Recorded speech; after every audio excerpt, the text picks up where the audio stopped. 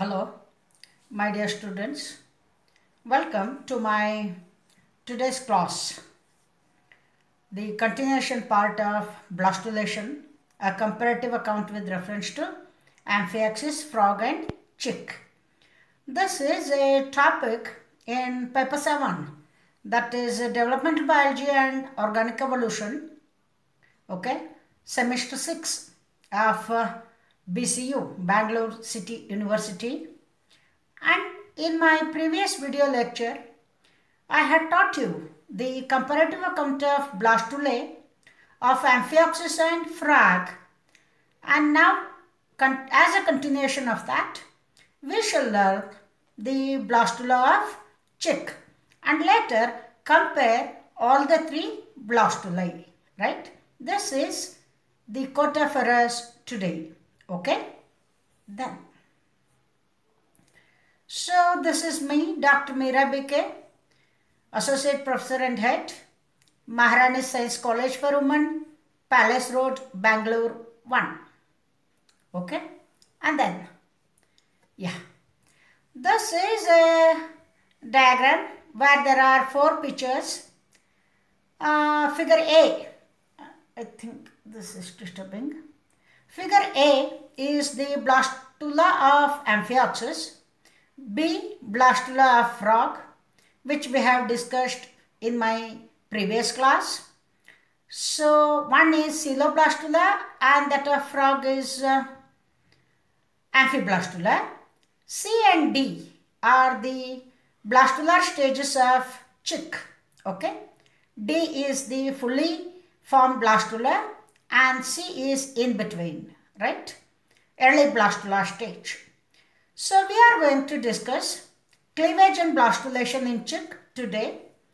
Before getting into the topic as such, I want to remind you a few things that please note the hen's egg is macroleucithal and heavily teloleucithal egg as far as distribution and amount of yolk being present in the egg is concerned. And cleavage pattern, please note, here it is not holoblastic, it is meroblastic, incomplete cleavage, because that heavy yolk part is not divided at all, incomplete cleavage, and such a cleavage is called meroblastic cleavage. And please note, the cleavage will be restricting itself only to a small spherical area that is called germinal area in the animal pole region of the egg. So whenever I talk of cleavage and blastulation in chick, I am talking only about a small spherical area in the animal pole of the egg where you find the egg nucleus and yolk-free cells. Okay, so rest and all. Now, yolk-free, not cells, yolk-free cytoplasm. Okay, rest of the ooplasm will be filled heavily with yolk. Not yolk-free cells. Please note yolk-free cytoplasmic area. All right. Okay. Now, so the background information that is needed before going into the details of cleavage and blastulation in chick, you have to watch my earlier video lectures. One on type of vertebrate eggs classified based on amount and distribution of yolk. Then you have to watch another video lecture of mine discussing about influence of yolk on cleavage. And then one more video lecture teaching you about planes and patterns of cleavage. So the first video lecture is about chapter 1.2a. Okay. Second video lecture is about chapter 1.6c. And planes and patterns of cleavage is about 1.6a and b. So better you revise all these 3 video lectures, study the material provided to you, and then you better learn this. And whatever I have taught in my previous video lecture, that is cleavage and blastulation in frog, that is helpful for our practicals also, because in practicals paper 7, you are studying the early development of a frog, okay, cleavage and blastula stage, right? So same description or same explanation will hold good for your practical class also, okay? Then now we shall study.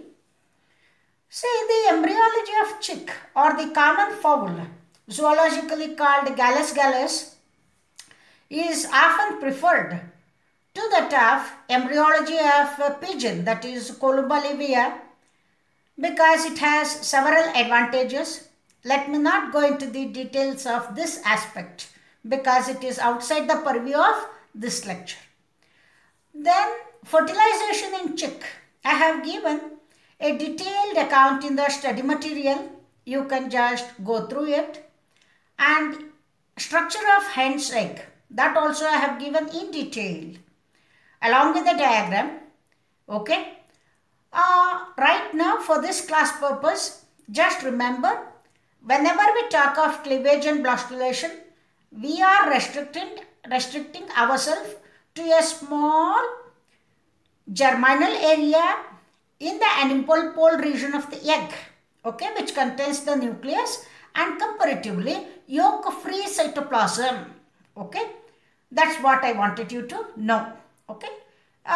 In next coming few minutes and few PPTs, I'll be showing you that circular germinal area. Rest of it we are not concerned, we are not bothered, okay.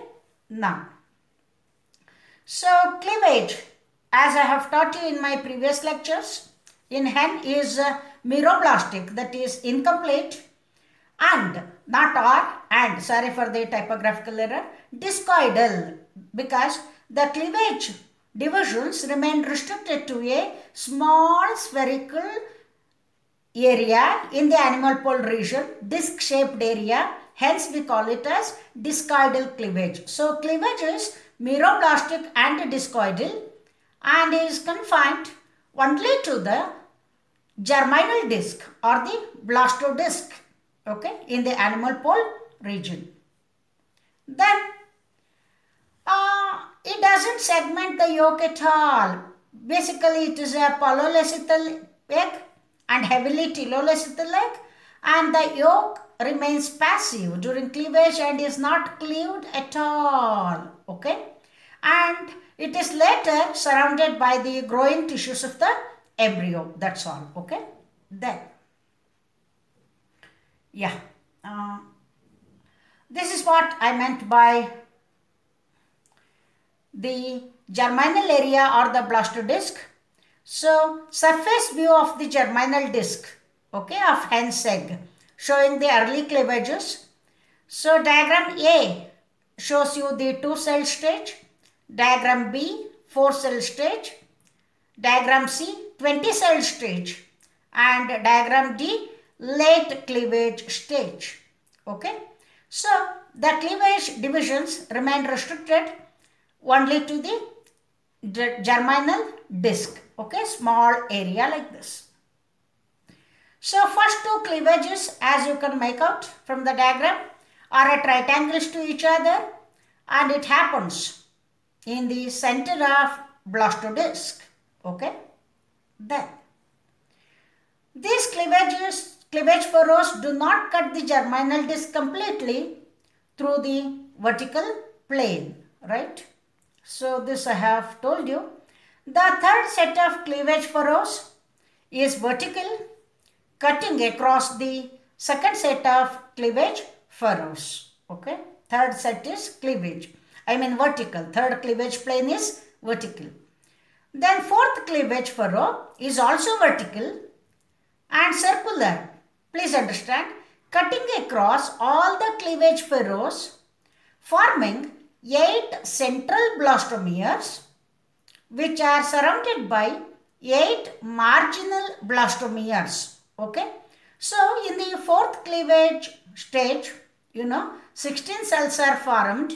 How it happens? In the center you will find 8 blastomeres, And in the periphery, you find 8 marginal blastomeres. Okay, you don't find in tiers. Central 8 cells surrounded by peripheral 8 marginal blastomeres. Alright, then. So, thus, these cleavage furrows separate the daughter central blastomeres from each other, but place not from the yolk. The central blastomeres are continuous with the underlying yolk at their lower ends. The marginal blastomeres are continuous with the uncleaved cytoplasm at their outer edges. Okay? Then, further cleavages are irregular. Here you need to have a certain amount of vision. Okay? I'll do one thing.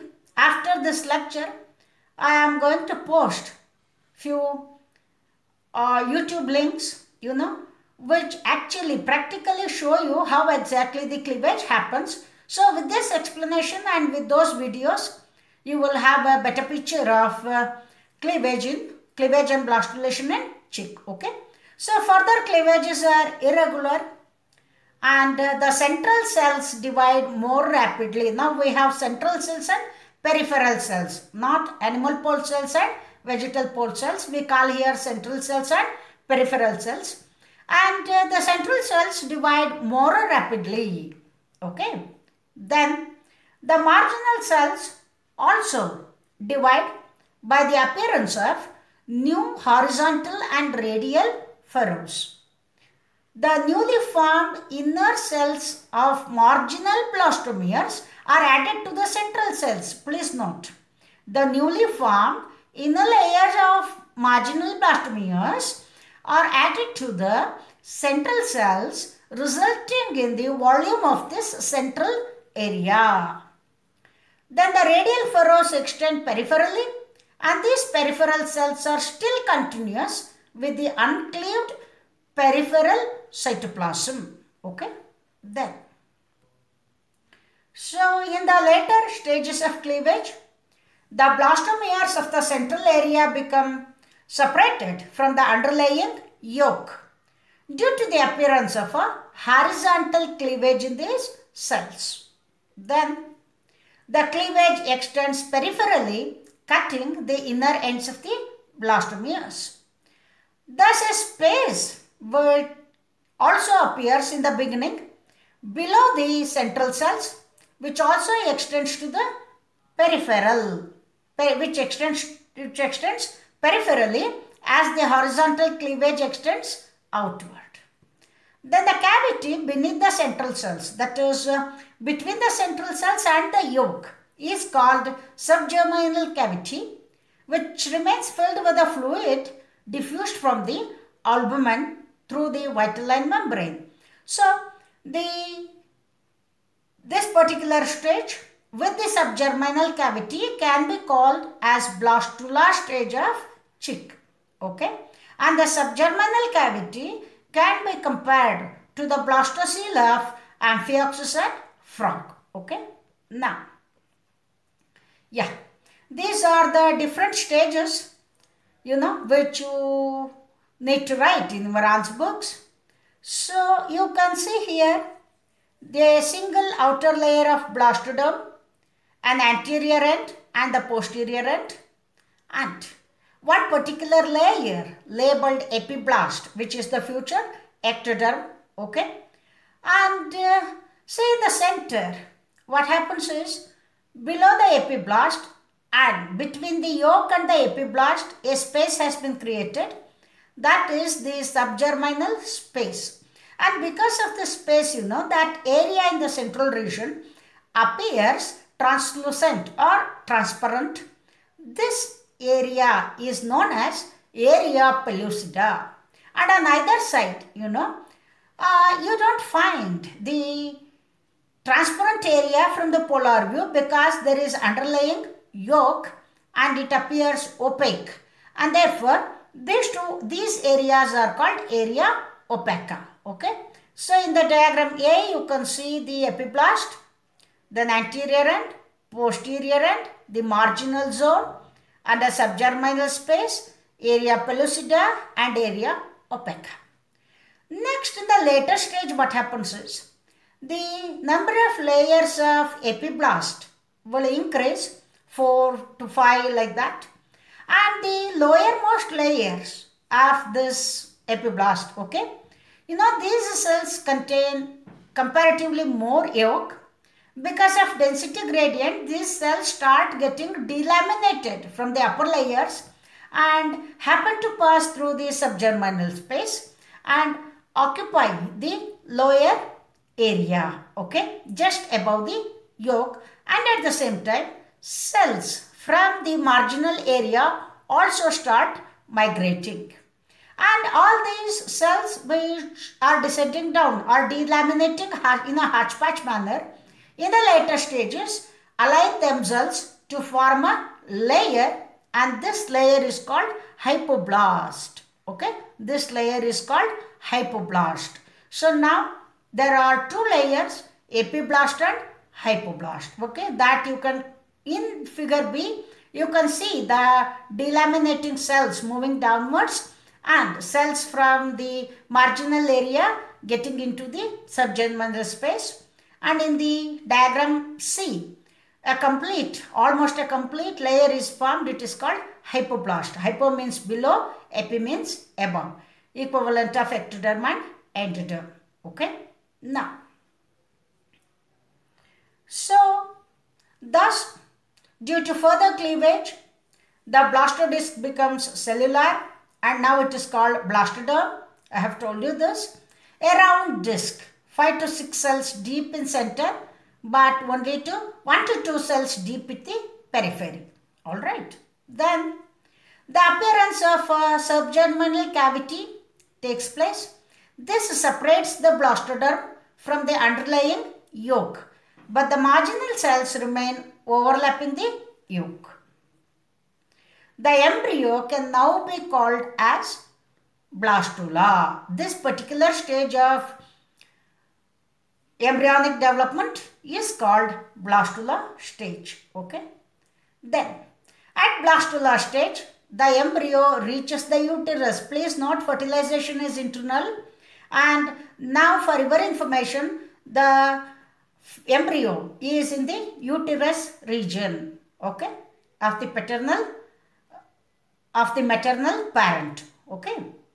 Now this may be compared to the blastula of Amphioxus and frog, and the subgerminal cavity can be treated as equivalent to blastocele, and the blastoderm is the animal pole and the yolky region is the vegetal pole. This is how, dear students, you have to draw the analogy between the blastula of Amphioxus, blastula of frog and the blastula of chick. Okay.